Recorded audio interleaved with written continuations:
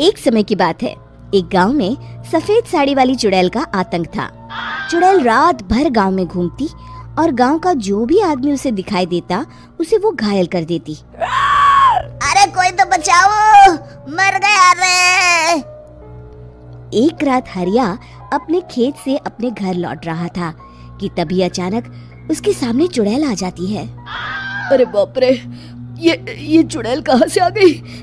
आज तो मैं गया काम से।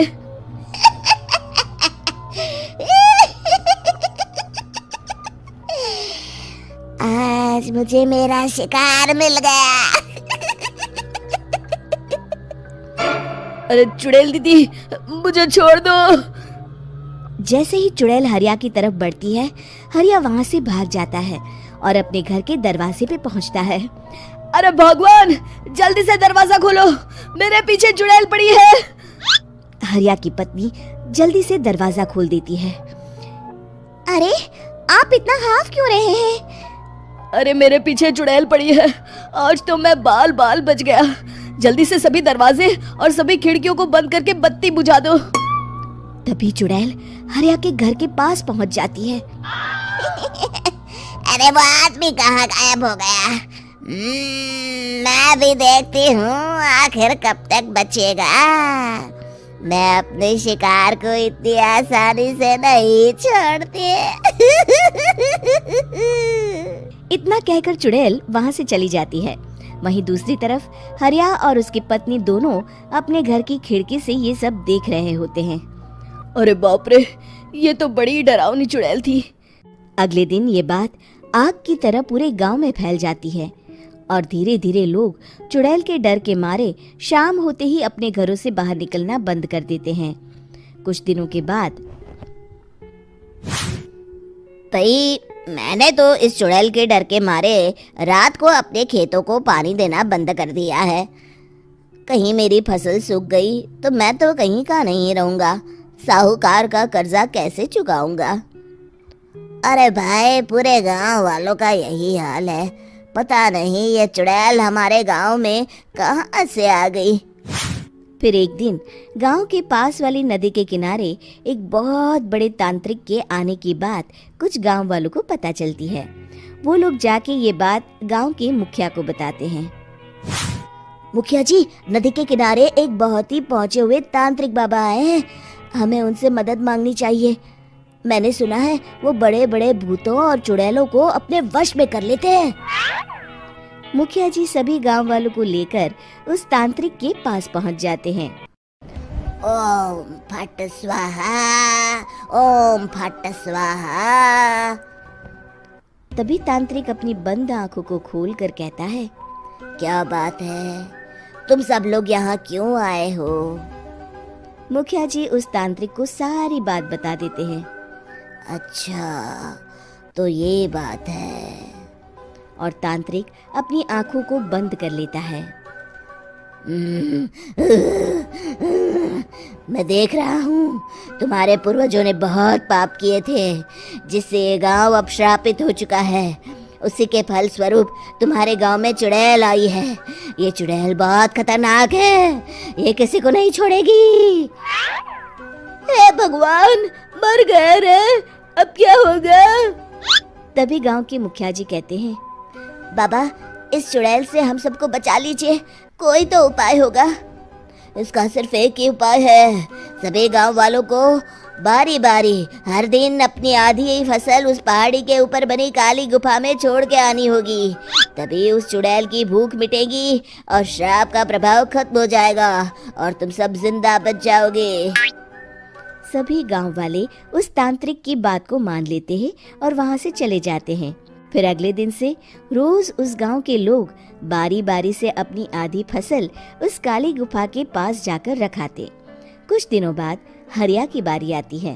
बाप रे, आज तो मेरी बारी है उस काली गुफा में जाने की। क्या करूं? वो तो बड़ी खतरनाक चुड़ैल है। मेरे तो हाथ पैर कांप रहे हैं। फिर हरिया डरते डरते अनाज की बोरियां अपनी बैलगाड़ी में लाद देता है। तभी हरिया की पत्नी उससे कहती है, देखो जी, संभल के जाना और किसी भी हालत में शाम होने से पहले वापस आ जाना। उस चुड़ैल का कोई भरोसा नहीं है जी। हरिया बैलगाड़ी में बैठते हुए कहता है, भगवान, मैं क्या वापस आऊंगा? लगता है अब तो मेरी खबर ही आएगी। इतना कहकर हरिया वहां से चला जाता है। रास्ते में जंगल से गुजरते हुए हरिया की बैलगाड़ी का एक चक्का बड़े गड्ढे में फंस जाता है। हे भगवान, अब ये क्या मुसीबत है? हरिया नीचे उतर के पूरी ताकत से अपनी बैलगाड़ी को गड्ढे से निकालने की कोशिश करता है। बहुत देर मेहनत करने के बाद हरिया की बैलगाड़ी उस गड्ढे से बाहर निकल जाती है। हे भगवान, अब तो शाम होने वाली है। आज तो मैं गया काम से। जैसे तैसे हरिया काली गुफा में पहुंच जाता है। अरे मर गया रे, यहाँ तो चारों तरफ डरावना माहौल है। मैंने यहाँ आने में बहुत देर कर दी, कहीं चुड़ैल नाराज ना हो जाए। हरिया अनाज की बोरियां वहां रख के जैसे ही जाने लगता है, तभी उसे किसी के आने की आवाज सुनाई देती है। हरिया एक कोने में छुपकर अंदर देखने लगता है। चुड़ैल वहां आती है और फिर अपने चेहरे से नकली चुड़ैल का मुखौटा निकाल देती है। हरिया ये देख के हक्का बक्का रह जाता है। तभी चुड़ैल कहती है, भैया यहाँ आना। आज तो बहुत अनाज आया है, इसे मिलाकर अब हमारे पास ढेर सारा अनाज जमा हो गया है। कल ही हम इसे शहर में बेच आएंगे और माला माल हो जाएंगे। तभी अंदर से नदी के किनारे वाला तांत्रिक बाहर आता है। अरे, ये तो तांत्रिक बाबा है। हाँ, अब तो हम दोनों की जिंदगी मजे में कटेगी। गांव वालों को बेवकूफ बनाना इतना भी मुश्किल नहीं था। लोग तो तुम्हें सच में असली चुड़ैल समझते हैं। हाँ, तुमने सही कहा। अब ये गांव वाले चुड़ैल के डर से जिंदगी भर इस काली गुफा में अनाज पहुंचाते रहेंगे। अच्छा, तो ये बात है।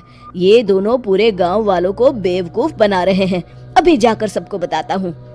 हरिया उन दोनों की पूरी बातें सुन लेता है और जल्दी से वापस गांव में आता है। गांव वालों को पूरी बात बता देता है।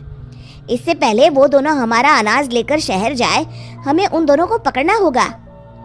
उधर दूसरी तरफ नकली तांत्रिक और नकली चुड़ैल बनी औरत एक बड़ी गाड़ी में सारा अनाज लाद के वहां से निकलने की तैयारी कर रहे होते हैं।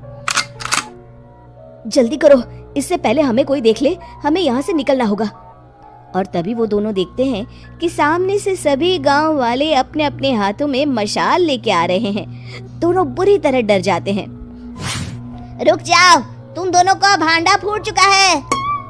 अरे मर गए रे, ये गांव वाले कहाँ से आ गए? तुमने क्या सोचा इतनी आसानी से यहाँ से निकल जाओगे? ये अनाज हमने अपने खून पसीने से दिन रात खेतों में मेहनत करके उगाया है।